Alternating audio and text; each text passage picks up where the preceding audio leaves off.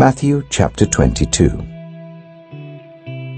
Jesus spoke to them again in parables, saying, "The kingdom of heaven is like a king who prepared a wedding banquet for his son. He sent his servants to those who had been invited to the banquet to tell them to come, but they refused to come. Then he sent some more servants and said, 'Tell those who have been invited that I have prepared my dinner. My oxen and fattened cattle have been slaughtered and everything is ready. Come to the wedding banquet.'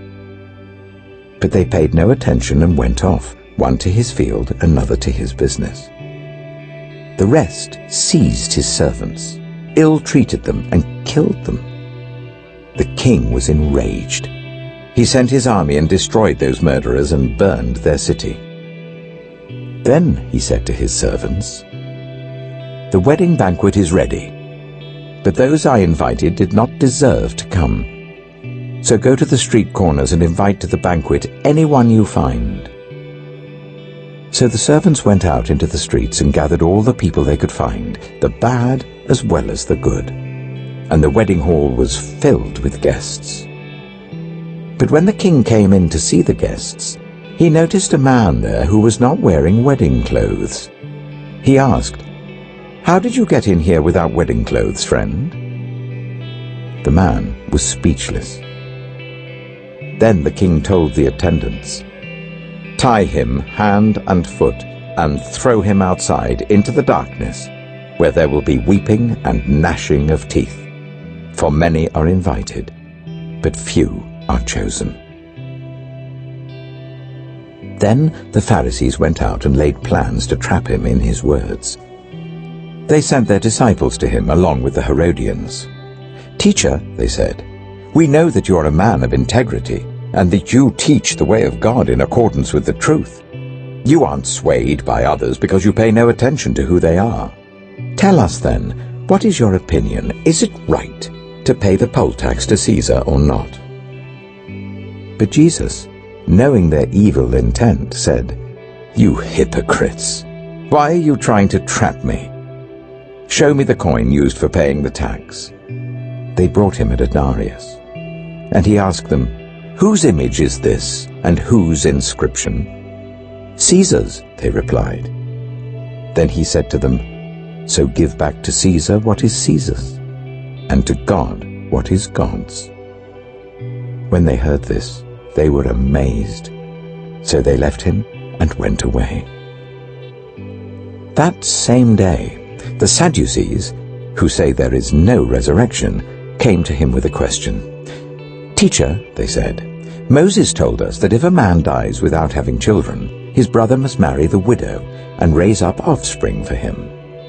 Now there were 7 brothers among us. The first one married and died, and since he had no children, he left his wife to his brother.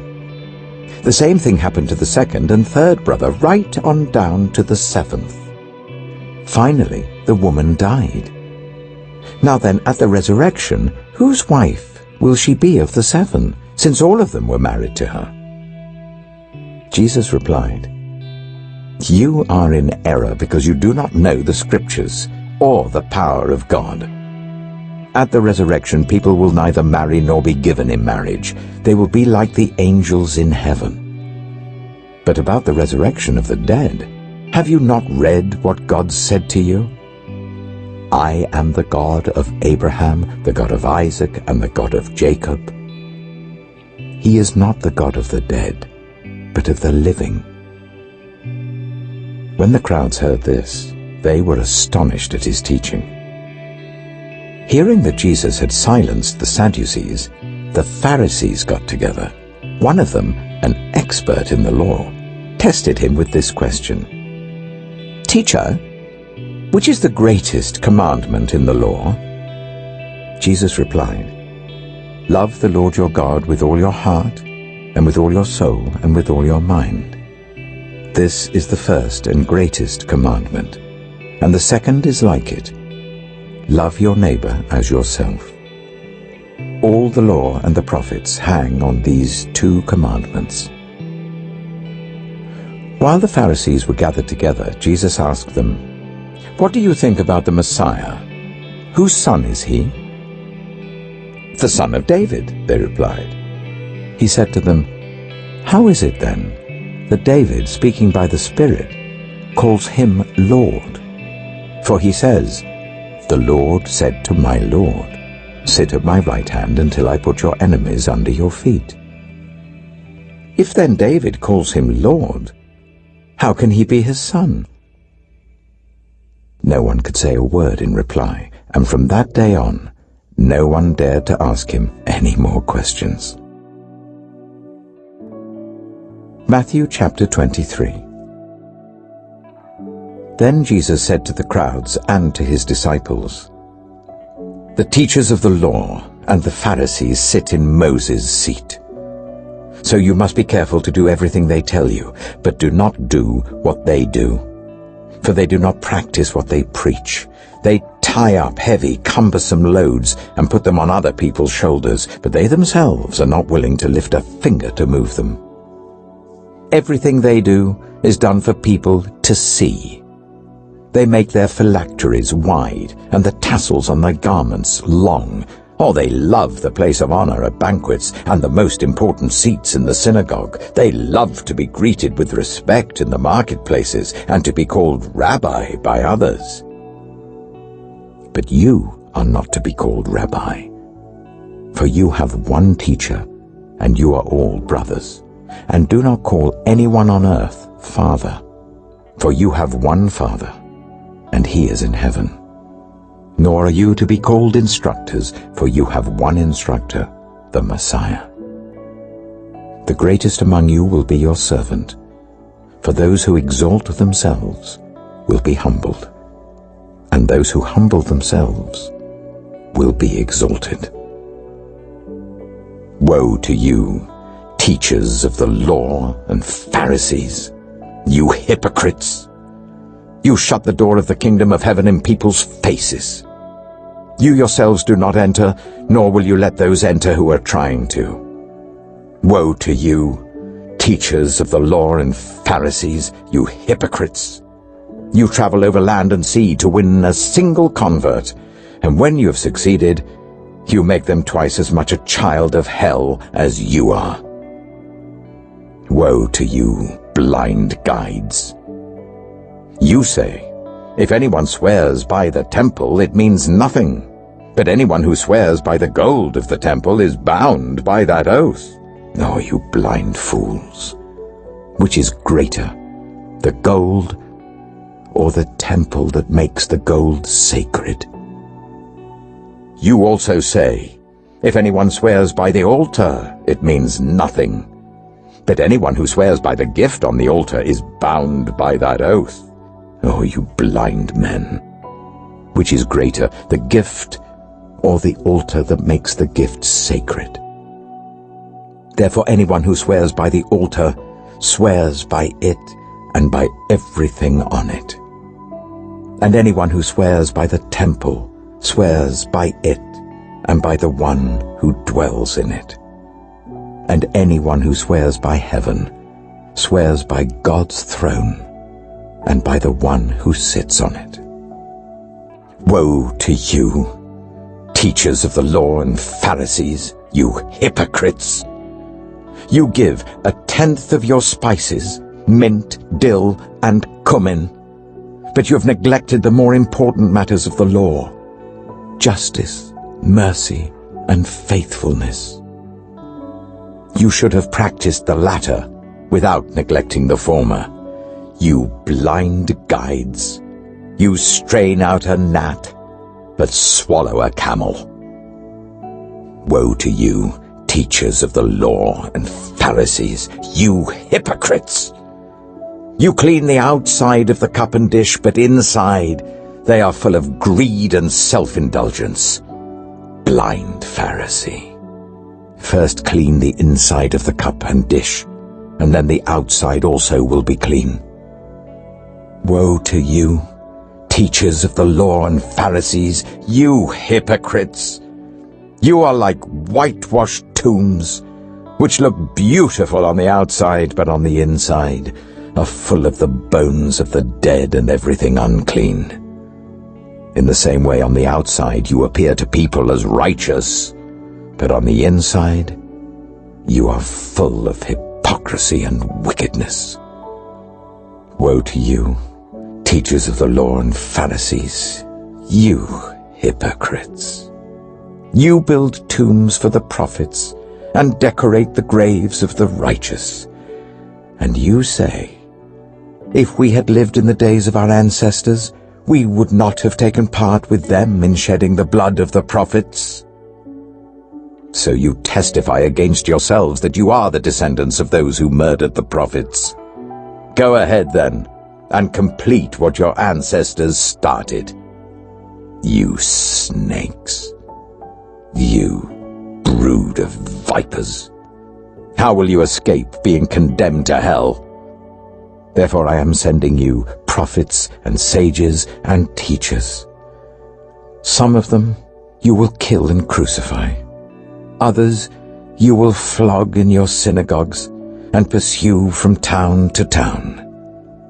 And so upon you will come all the righteous blood that has been shed on earth, from the blood of righteous Abel to the blood of Zechariah the son of Berechiah, whom you murdered between the temple and the altar.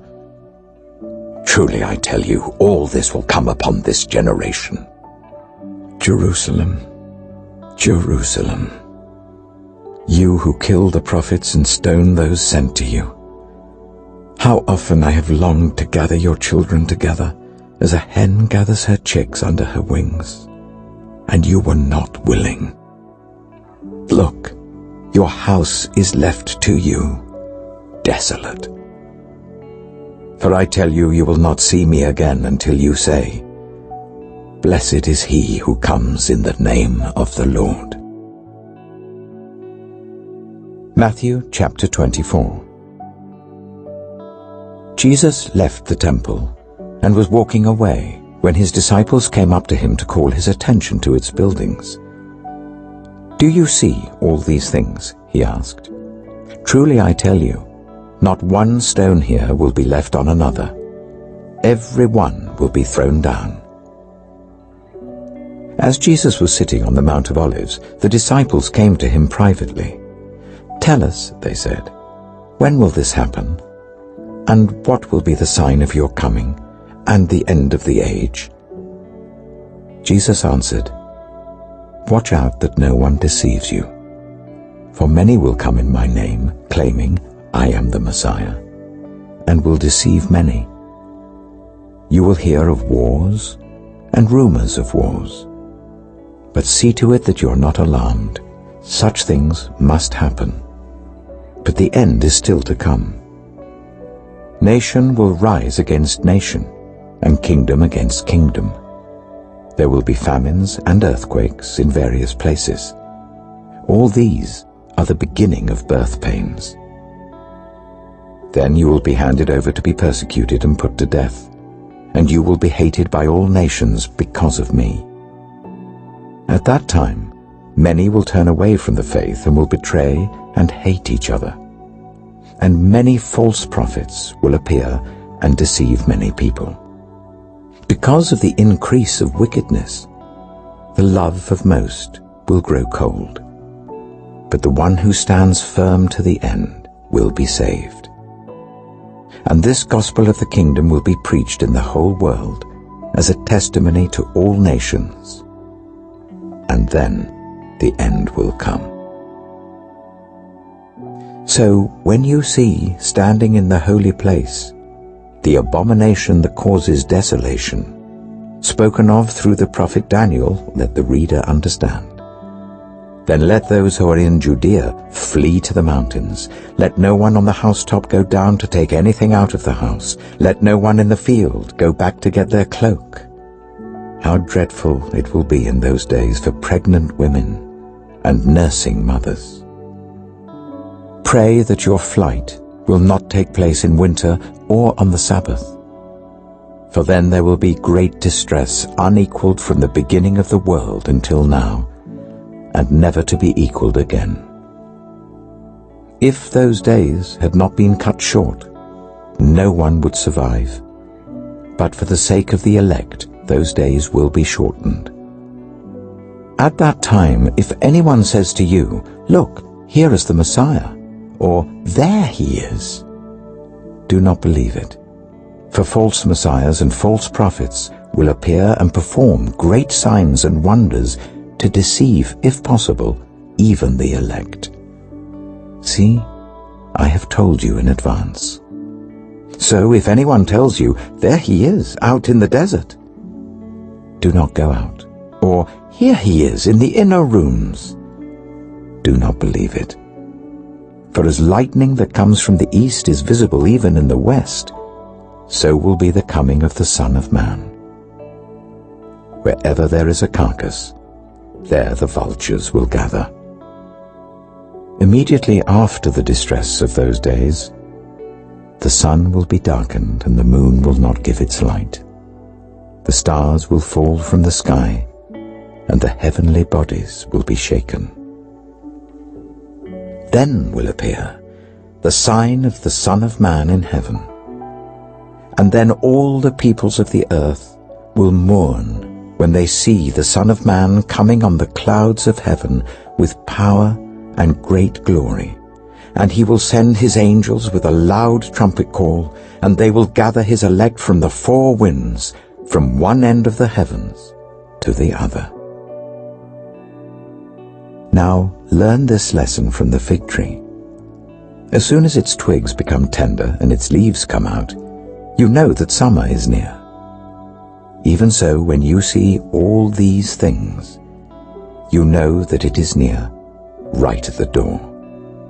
Truly I tell you, this generation will certainly not pass away until all these things have happened.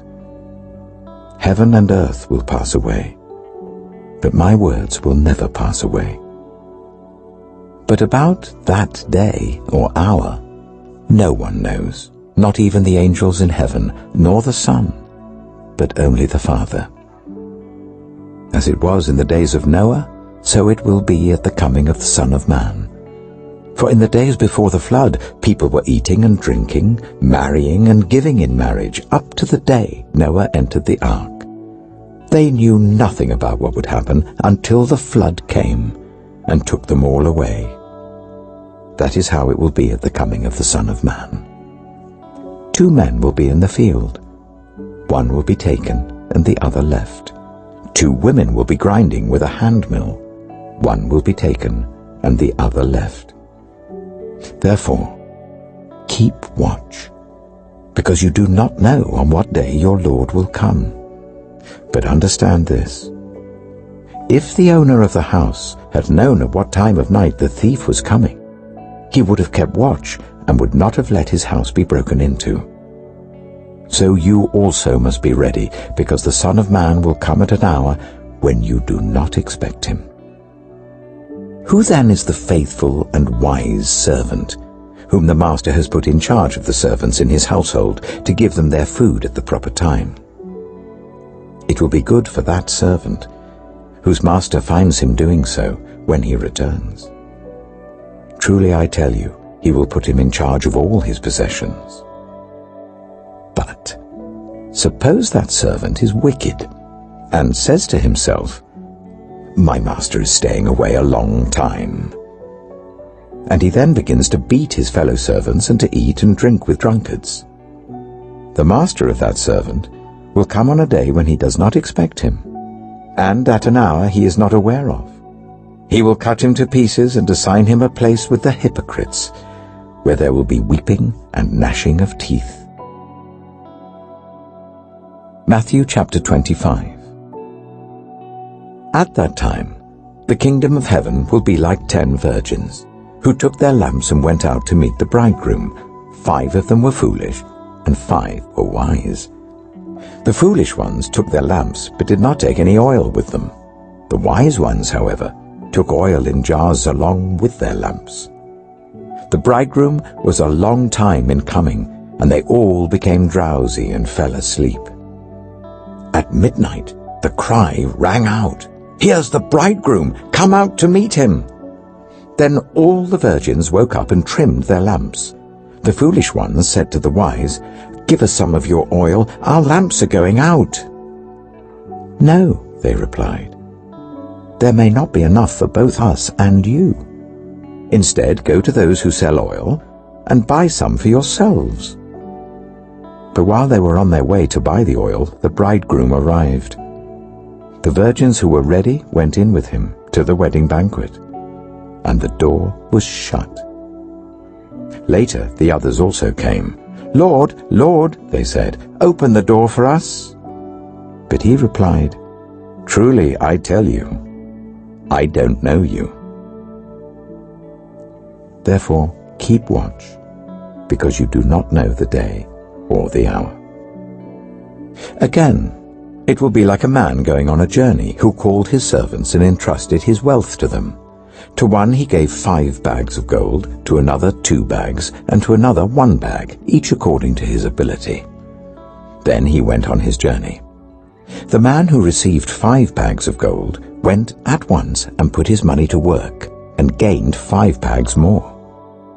So also the one with 2 bags of gold gained 2 more.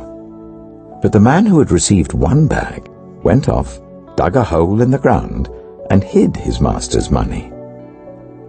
After a long time, the master of those servants returned and settled accounts with them. The man who had received 5 bags of gold brought the other 5. "Master," he said, "you entrusted me with 5 bags of gold. See, I have gained 5 more." His master replied, "Well done, good and faithful servant. You have been faithful with a few things. I will put you in charge of many things. Come and share your master's happiness." The man with 2 bags of gold also came. "Master," he said, "you entrusted me with 2 bags of gold. See, I have gained 2 more." His master replied, "Well done, good and faithful servant. You have been faithful with a few things. I will put you in charge of many things. Come and share your master's happiness." Then the man who had received 1 bag of gold came. "Master," he said, "I knew that you are a hard man, harvesting where you have not sown and gathering where you have not scattered seed. So I was afraid and went out and hid your gold in the ground. See, here is what belongs to you." His master replied, "You wicked, lazy servant.